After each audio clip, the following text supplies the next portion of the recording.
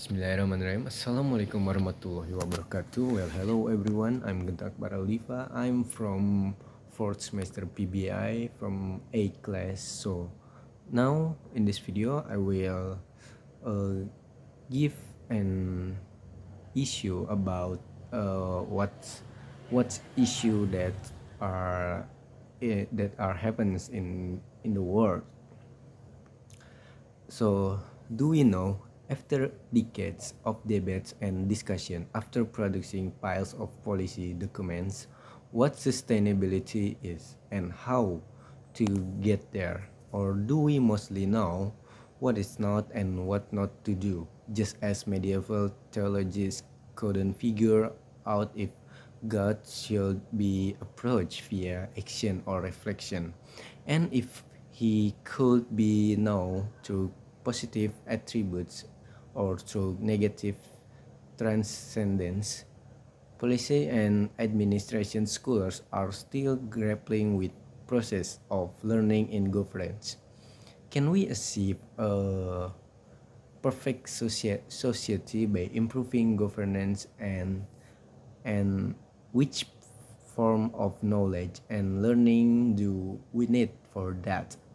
Do we learn mostly by stumbling and hitting walls, or rather by carefully observing gaps in our knowledge and, and rationally filling them? Furthermore, is the God of a perfect society to be found through governance with the devil lurking outside? In the oil fields or amidst the ignorance messes, or is the devil of governance system itself? So the role of learning in governance has received quite a bit of attention in a variety of disciplines. This attention is not self-evident.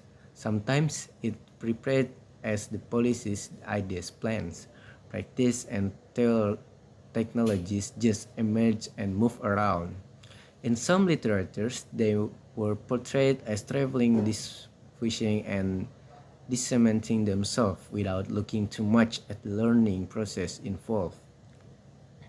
In more recent work on policy mobilities, the transformation of ideas under pressure of different contexts is more clearly conceptualized, while literature under the heading of learning is slowly moving away from its rosy outlook on collaborative learning in governance, and more doubtful about aspiration by experts and their bureaucrat friends to steer the learning process. One of the founders of social learning theory warns that it is not a political theory. Clearly, it makes sense to pause and bracket our aspiration. What it's need is a more reflective outlook and process of learning governance. Given the proliferation and confusion of learning perspective, it is useful to privilege for the movement and analysis over the normative and to carefully dissect assumption, aspiration, and instrumentalization. All knowledge, each from the rhetoric and each mode and side of learning can be used and abused the analysis on the success of learning organization.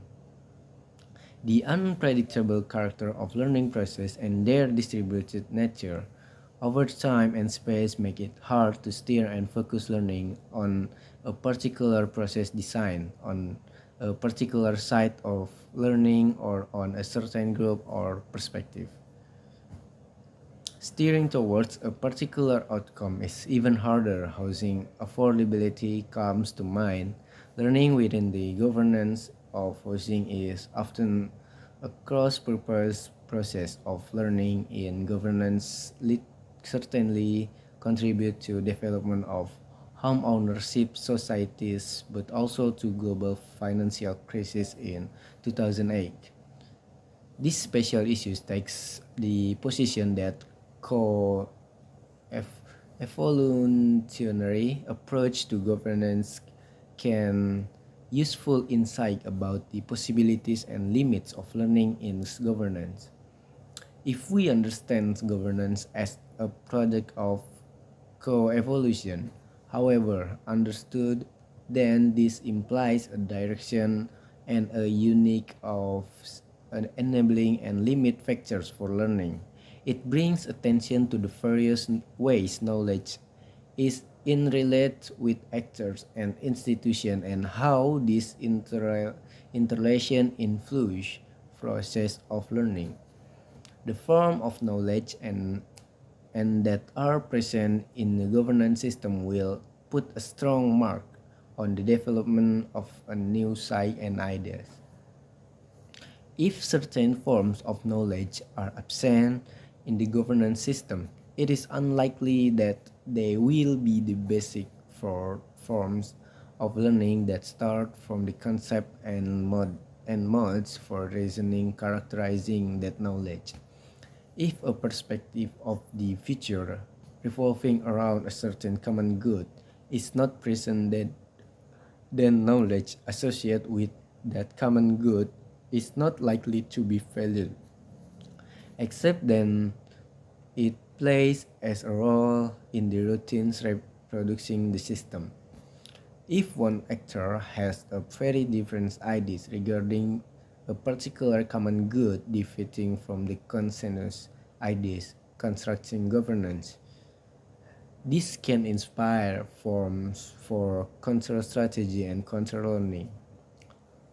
Or governance can embrace a non-articulation of long-term perspective from which a productive focus on negative learning by failure can develop.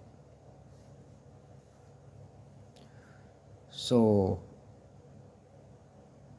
in the forming and from the article that I get from the say from the some journal, evolutionary perspective on governance and develop a typology of learning forms which can take place in such framework.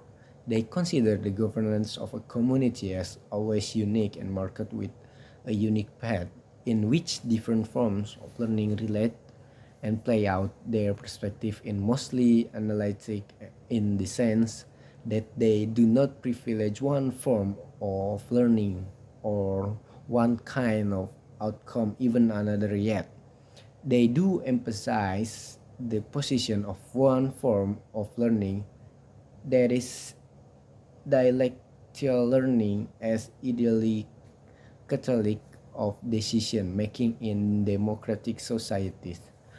They appreciate the importance of comparative learning, learning from expert and of learning from experiment, and they learning to self-reflection as helpful for all the others. Yet the present dialectical learning, that is the construction of new knowledge and to discussion and as a step which cannot be omitted in the democratic policies.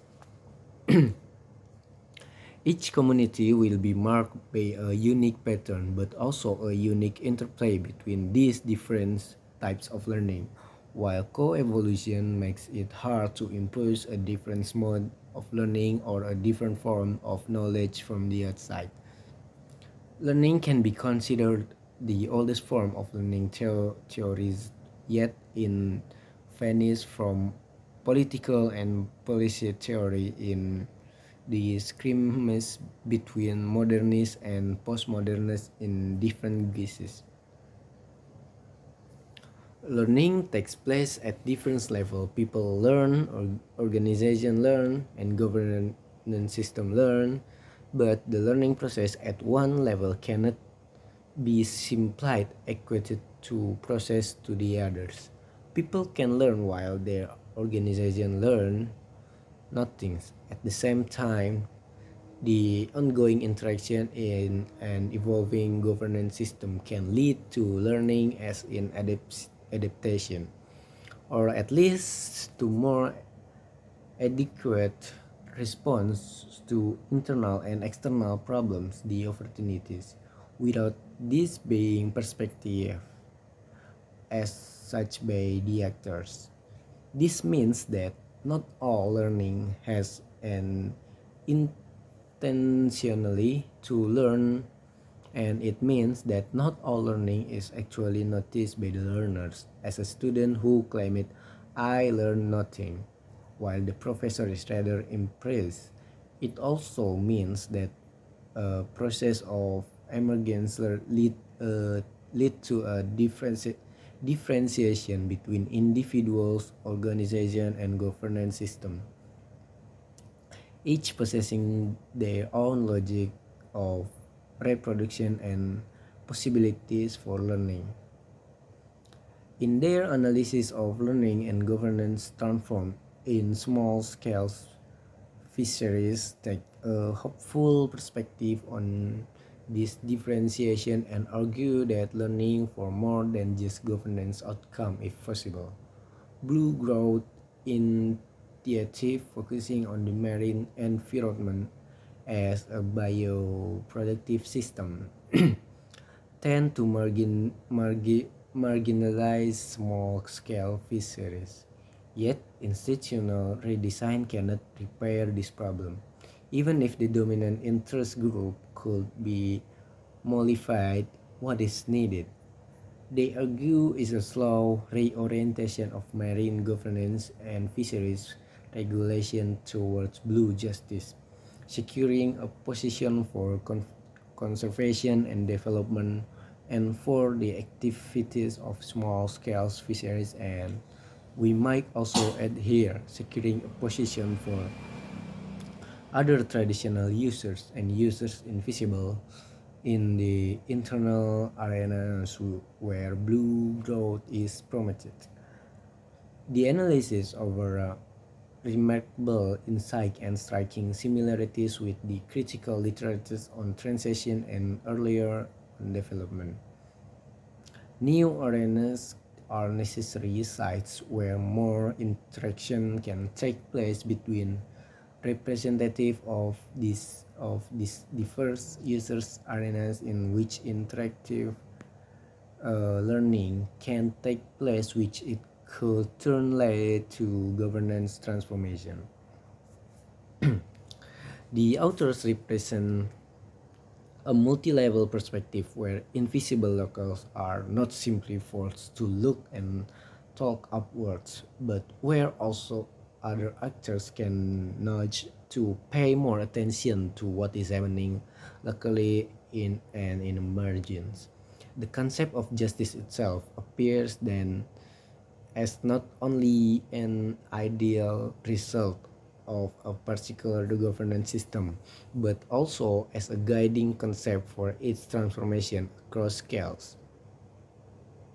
Observe the possibilities for this research for a balancing and objectivities in transition to learn from environmental justice movement where similarly justice was conceptualized as result as guiding concept. The importance at learning across scale in their article on a triangular cooperation to strengthen gender mainstreaming in Fiji, their relational approach in radical in the sense that relation hence co-evolution shape actors identities, interest and power. The triangular relation highlighted is that between the United States Agent for International Development, the Indonesian government, and the government of Fiji.